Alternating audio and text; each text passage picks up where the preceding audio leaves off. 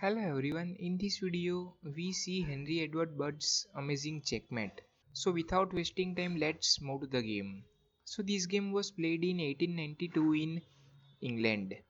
Henry Edward Bird play with white pieces and Emanuel Lasker play with black.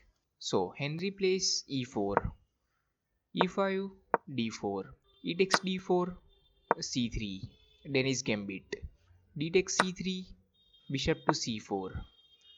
So, Henry sacrifices his queenside pawn for faster development. C takes b2, bishop takes b2. Laskar's all minor pieces are not developed, but Henry's both bishops' target is on king side. So Lasker continue with queen to g5 and Henry continue with knight to f3 and didn't save his g2 pawn. So Lasker accept the pawn and rook to g1 and the queen has only one move, queen to h3, because these pawn and the rook are supported by knight. But Lasker didn't move his queen first and continue with bishop to b4 check and king to e2, and finally Lasker save his queen on h3. And here pause the video and think Henry's next move. So Henry continue with bishop takes f7 check and sacrifice his bishop.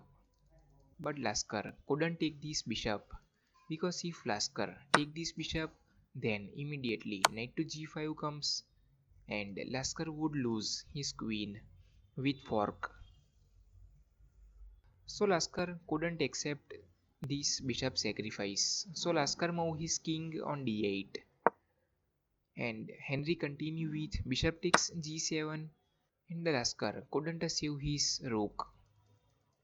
So Lasker continue with knight to e7 and Henry continue with knight to g5 and create pressure on queen. But all squares are covered.